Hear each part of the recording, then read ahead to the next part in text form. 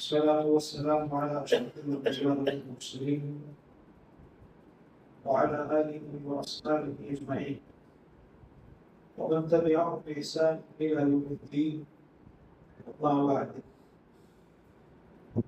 أعوذ بالله من الشيطان الرجيم. وقال الذين كفروا لولا نزل عليهم القرآن جملة واحدة كذلك لنثبت به فؤادك ورتلناه ترتيلا. جس زمانے میں ہم لوگ زندگی گزار رہے ہیں، انتہائی فتنوں کا یہ زمانہ ہے. ہر قسم کے فتنے ہیں. آدمی صبح آدمی کی فطروں میں ہوتی ہے، شام آدمی کرے تو شام آدمی کی فطروں میں ہوتی ہے. اور اس قدر اتنے خطرناک فتنے ہیں کہ پہلے نبی صلی اللہ علیہ وسلم نے حدیث میں جن کی صفت اس طرح بیان فرمائی تھی کہ بادروا بالاعمال فتنا كقطع الليل المظلم يصبح الرجل فيها مؤمنا ويمسي كافرا. فتنے آنے سے پہلے پہلے عمل کرو. اور یہ فتنے کیسے ہوں گے؟ اندھیری رات کے ٹکڑے کی مانے، بالکل اندھیرا جیسے چھا جاتا ہے، کوئی چیز آدمی کو نظر نہیں آتی، ویسے فتنے ہوں گے. حق اور باطل، صحیح اور غلط کی تمیز آدمی کے پاس سے ختم ہو جائے گی. آدمی سمجھ نہیں پائے گا کہ واقعی میں جو کر رہا ہوں صحیح ہے یا غلط کام میں کر رہا ہوں. فتنے میں آدمی مبتلا ہو جاتا ہے.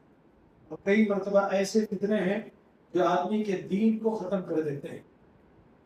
کالج وغیرہ جا کر کے آپ دیکھیے، کئی ایسے مسلمان آپ کو نظر آئیں گے، نام کے مسلمان ہیں، چاہے بچے ہوں یا بچیاں ہوں، نام باقی ہے مسلمان کے، بقیہ کوئی چیز مسلمان کی ان کے پاس باقی نہیں ہے. نمازوں کا معاملہ ان کے پاس ایسا ہے، شرم آتی ہے. اسلام پر عمل کرنے کے اعتبار سے اس وقت حالت ایسی ہے بہت سارے مسلمانوں کی جو اپنے آپ کو ماڈرنزم کی طرف چلنے والا کہتے ہیں، ان کو شرم آتی ہے. اسلامی کوئی چیز ہو اور اس پر وہ عمل کر رہے ہو تو اپنے آپ کو بہت چھوٹا وہ سمجھنے لگتے. یہ مرغوبیت ہے کہ آدمی سامنے والے کا اس قدر یا سامنے والے سے اس قدر آدمی مرغوب ہو رہا ہے، ساری چیزوں اس کی گویا کہ آدمی صحیح سمجھتا ہے. یہ چیز اس وقت بہت زیادہ عام ہے. فتنے ہیں. صبح آدمی ایمان والا ہے تو شام ہوتے ہوتے کافر ہو رہا ہے. شام اگر آدمی ایمان والا ہے تو صبح ہونے سے پہلے پہلے آدمی کافر ہو جا رہا ہے. فتنے ہیں صرف اس قدر اتنے بھیانک فتنے ہیں. سوال یہ ہے کہ ان فتنوں میں اگر آدمی اپنے آپ کو محفوظ کرنا چاہے، دین پر ثابت قدم اگر آدمی رہنا چاہے، کیا چیزیں ہو سکتی؟ دو چار چیزیں بس بہت مختصر آپ کے سامنے میں رکھا. پہلی اور بنیادی چیز، ایک آدمی اگر دین پر ثابت قدمی آدمی چاہتا ہے یا دین پر آدمی ثابت قدم رہنا چاہتا ہے، اللہ کے کلام کی آدمی تلاوت کیا کرے، اللہ کے کلام کو پڑھے، قرآن مجید کو آپ نے پڑھے. اس وقت ہماری حالت ایسی ہے، آپ خود اپنے آپ سے پوچھئے کیا واقعی میں یہ جو رمضان کا مہینہ ختم ہو رہا ہے ابھی، کتنا ہم نے قرآن پڑھا ہے؟ کیا اس کا ہم نے حق ادا کیا ہے؟ کتاب جیسے پڑھنی ہے واقعی میں ہم نے پڑھی ہے؟ ابھی کچھ سال پہلے تک اگر آپ دیکھیں تو یہ معاملہ لوگوں کا ضرور تھا کہ کم از کم رمضان میں ظہر کی نماز میں آپ دیکھیں گے، عصر کی نماز میں آپ دیکھیں گے ایک اچھی خاصی تعداد آپ کو نظر آتی ہے. فجر کی نماز کے بعد آپ دیکھیں گے اچھی خاصی تعداد لوگوں کی بیٹھی ہوئی ہے اور اللہ تعالیٰ کے کلام کی تلاوت کرتے ہیں. اب ایسا نہیں کہ معاملہ نماز پڑھنے کے بعد آدمی کو گویا کہ ایسا لگتا ہے کہ کانٹا اس کو چبا یہاں بیٹھے. اذکار پڑھنے کا موقع آدمی کے پاس نہیں ہے. وہ اذکار ایسے ہیں جن کے بارے میں اگر آپ اذکار کا معاملہ دیکھیں، آدمی کی حفاظت اس سے ہو جاتی ہے. اس کو کہا گیا گویا قلعہ ہے. شیطان سے آدمی بچنا اگر چاہتا ہے وہ قلعے میں سے قلعہ ہے. اذکار ہو. شیخ البانی رحمۃ اللہ علیہ اذکار کے بارے میں نماز کی یہاں تک کہتے ہیں کہ یہاں وقت اگر آدمی کے پاس نہیں ہے، کہیں بہت جلدی میں آدمی کو نکلنا ہے، راستے سے آدمی پڑھتا ہوا ہے لیکن اس کو چھوڑے نہیں. ہمارے پاس ایسا ہے، نماز کے بعد گویا کہ ایسا لگتا ہے زبردستی اس کو یہاں لایا گیا، زبردستی آیا ہوا ہے جیسے شراب پھر کے امام صاحب ابھی وہ پہلے کر کے فوراً دیکھے گا پیچھے، اور کئی مرتبہ تو ایسا ہے پیچھے والوں کی نماز کا بھی لحاظ ہے، فوراً اس کو باہر نکلنا ہے یہاں سے، فوراً یہاں سے موبائل لے کر کے بیٹھے گا، شارٹس میں شارٹس ریلز، ریلز شارٹس گھنٹوں بیٹھے گا، اس کو وہاں بوریت نہیں محسوس ہوگا، ذرا بھی اس کو بور نہیں محسوس ہوگا، گھنٹے بیٹھتا رہے گا اللہ کے لیے، اللہ کے گھر میں بیٹھے 10 منٹ اس کو تکلیف ہوگی۔ کیوں ہو رہا ہے ایسا؟ ایسا معاملہ کیا ہے؟ یہ اصل میں اللہ تعالیٰ یا عام زبان میں کہا جائے تو اللہ تعالیٰ کا ہم نے لحاظ نہیں رکھا، اب اللہ تعالیٰ ہمارا لحاظ نہیں رکھا۔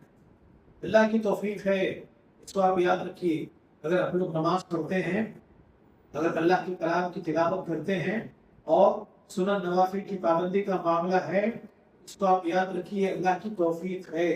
اللہ کے رسول صلی اللہ علیہ وسلم نے حدیث میں ارشاد فرمایا من یرید اللہ بہ خیرا یفقہہ فی الدین، جس سے اللہ تعالیٰ خیر کا، بھلائی کا، اچھائی کا ارادہ کرتے ہیں، کس کی سمجھ اس کو اللہ تعالیٰ دیتے ہیں؟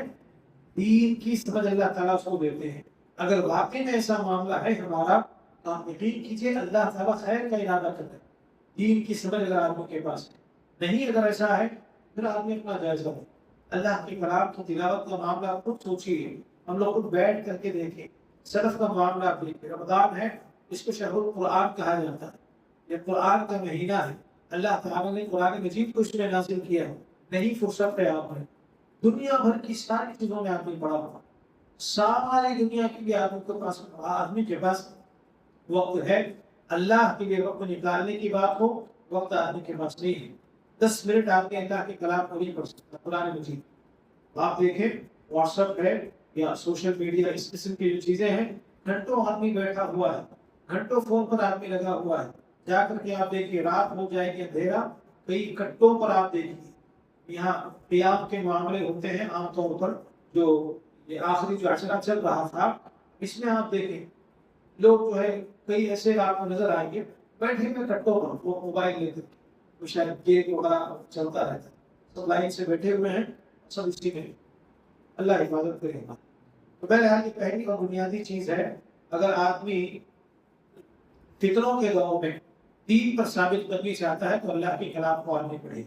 پیارے نبی صلی اللہ علیہ وسلم کے بارے میں یہ مشرکین مکہ کہا کرتے وقال الذین کفروا لولا نزل علیہ القرآن جملۃ واحدہ، کہ یہ اللہ تعالیٰ نے قرآن تھوڑا تھوڑا اللہ تعالیٰ کیوں نازل کرتے ہیں، ایک ساتھ کیوں نہیں نازل ہوا؟ یہ اللہ تعالیٰ نے 23 سال میں، 23 سالوں میں تھوڑا تھوڑا کر کے حالات کے اعتبار سے، جب ضرورت ہے اس کے حساب سے، کون سا معاملہ کہاں ہے، اس ساری چیزوں کے حساب سے اللہ نے قرآن مجید کو نازل کیا۔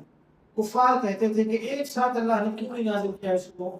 جواب میں اللہ تعالیٰ نے کہا كَذَلِكَ لِنُثَبِّتَ بِهِ فُؤَادَكَ وَرَتَّلْنَاهُ تَرْتِيلًا، آپ کے دل کو ثابت قدم رکھنے کے لیے اس کو ہم نے تھوڑا تھوڑا تھوڑا کر کے نازل کیا۔ یہ کلام کو اگر آدمی پڑھتا ہے، فتنوں کا جو دور چل رہا ہے اس سے آدمی محفوظ ہو سکتا ہے۔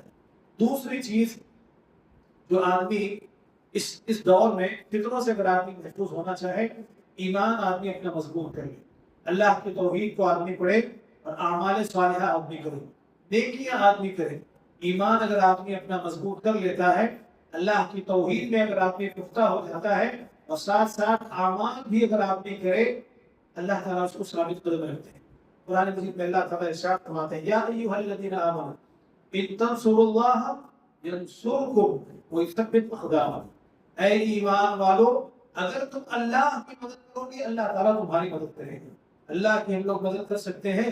نہیں، اللہ کی مدد سے مراد اللہ کے دین کی مدد، اللہ کی مدد سے مراد اللہ کے دین کی مدد ہے، دین پر عمل کرنا ہے، جو اللہ نے بتایا ہے، جیسے بتایا ہے ویسے اگر آدمی عمل کرتا ہے گویا کہ اللہ کی مدد ہے، اللہ کے دین کی مدد۔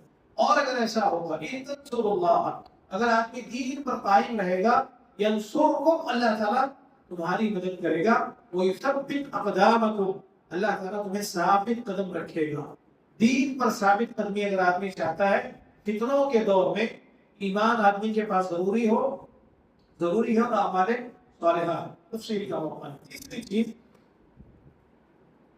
ایک آدمی کو دین پر ثابت کرنے کے لیے انبیاؤں کے قصے کو آدمی کثرت سے پڑھا کرے۔ جو انبیاء ہیں ان کے قصوں کو آدمی پڑھے۔ اللہ تعالیٰ قرآن مجید میں ارشاد فرماتے ہیں وَكُلًّا نَقُصُّ عَلَيْكَ مِنْ أَنْبَاءِ الرُّسُلِ مَا نُثَبِّتُ بِهِ فُؤَادَكَ۔ سورہ ہود کی آیت ہے، کئی انبیاؤں کے قصے اللہ نے بیان فرمائے۔ حضرت ہود علیہ السلام کا، حضرت ثمود علیہ السلام، حضرت صالح علیہ السلام کا، پھر آگے چل کر کے اللہ تعالیٰ نے حضرت لوط علیہ السلام کا اور انبیاؤں کا قصہ اللہ نے بیان فرمایا۔ اور ان سارے قصوں کے بعد، ان انبیاؤں کے قصوں کے بعد اللہ نے کہا یہ جو انبیاؤں کے قصے ہم آپ کے پاس اے پیغمبر جو بیان کر رہے ہیں، کیا مقصد ہے اس کا؟ مَا نُثَبِّتُ بِهِ فُؤَادَكَ، تاکہ آپ کے دل کو ثابت قدم رکھا جائے۔ یہ جو انبیاء تھے ان کے ساتھ بھی آزمائش کا معاملہ تھا، قوموں نے ان کو بھی پریشان کیا، ان کو بھی تکلیفیں دی گئی، لیکن وہ لوگ ثابت قدم تھے۔ آپ کو بھی ثابت قدم رہنا ہے۔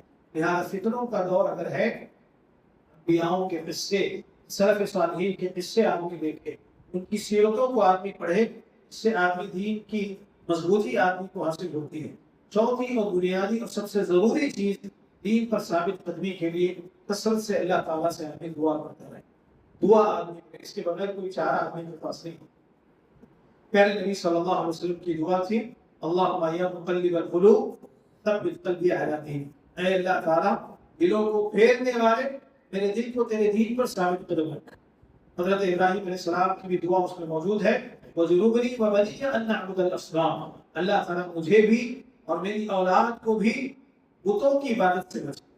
یہ انبیاء ہیں اللہ تعالیٰ کے، اور انبیاؤں میں بھی پیارے نبی صلی اللہ علیہ وسلم انبیاؤں کے سردار ہیں، اور حضرت ابراہیم علیہ السلام کو ابو الانبیاء کہا جاتا ہے، انبیاؤں کے باپ۔ توحید کے معاملے میں اب آپ دیکھیں گے سب سے پختہ جو انبیاء، سارے کے سارے انبیاء ویسے ہی ہیں، لیکن توحید کے امام ان دونوں انبیاء کو کہا جاتا ہے۔ اس کے باوجود اللہ تعالیٰ سے اس قسم کی دعائیں اللہ کے رسول صلی اللہ علیہ وسلم سے اور حضرت ابراہیم علیہ السلام سے مقبول ہیں۔ اس سے اندازہ آپ کو اس بات کا لگانا چاہیے کہ ہمارا پھر کیا معاملہ ہونا چاہیے۔ کثرت سے اللہ تعالیٰ سے دعا کی۔ بہرحال 4 چیزیں میں نے آپ کے سامنے رکھی، اس کے علاوہ اور بہت ساری چیزیں ہیں لیکن میں اس کی اجازت نہیں دیتا۔ اللہ تعالیٰ سے دعا ہے کہ اہل سنت سے زیادہ اللہ تعالیٰ مل کے توفیق عطا فرمائے۔ ایک چیز جو آخری جو آپ کو سامنے رکھی ہے وہ یہ مہینہ، یہ تقریباً ختم ہو چکا ہے، رمضان کا مہینہ ہے یہ۔